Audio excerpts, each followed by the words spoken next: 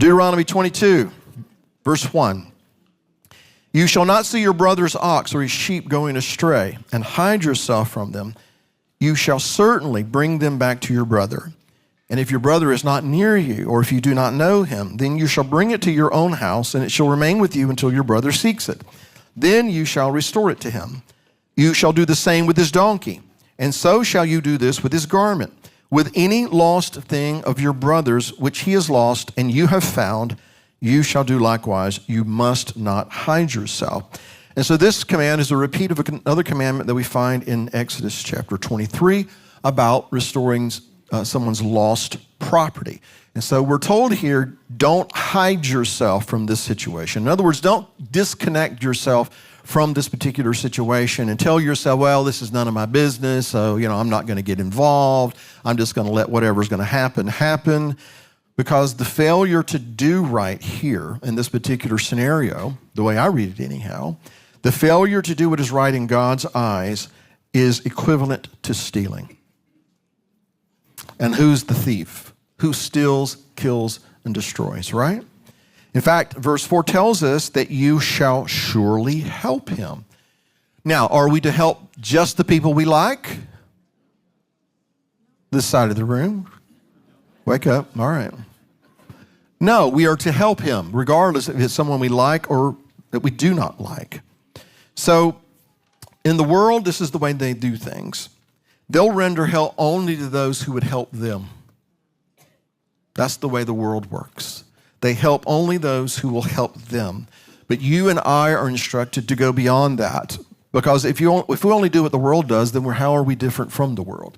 We're supposed to go beyond that. We are supposed to be willing to help even those that are our enemies. And the Good Samaritan parable goes into a lot of detail to expound on that. And it speaks to the issue of who is my neighbor. Bless you. And my neighbor is, according to the parable, is the last guy that I would ever thought to be my neighbor. That is the Samaritan. So in other words, God's people are to have compassion upon others, even if we don't like them.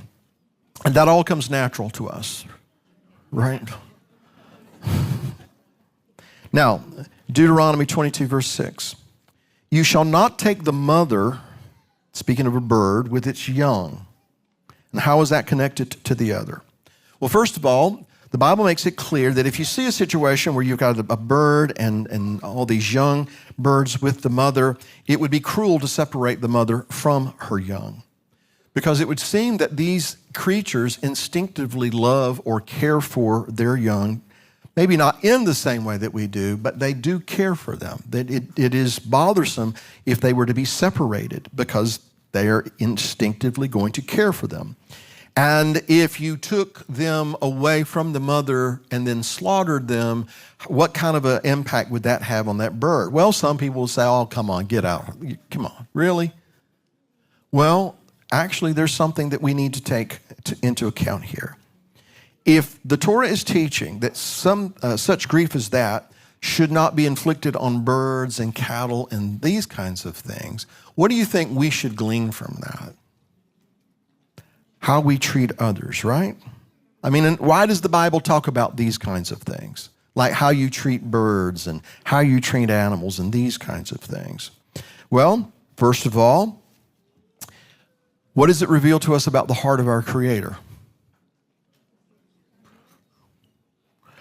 If one sparrow falls to the ground, is he oblivious to that? He takes note of every sparrow that falls to the ground, right? Because that is the heart of our Creator. He created these things and cares and watches over them. So, I know some people with, talking about birds and all this kind of stuff, that seems ridiculous for us to think that there's something there for us, but why did God leave it in the Scripture in the first place? Was he just telling us how to treat animals? Well, that's part of it, but I think it's also speaking to our hearts. What kind of a heart do we have? So if we are to be careful where animals are concerned, in other words, how much more so with people? And as his people, we should be merciful even as he is merciful. We are to be considerate of others.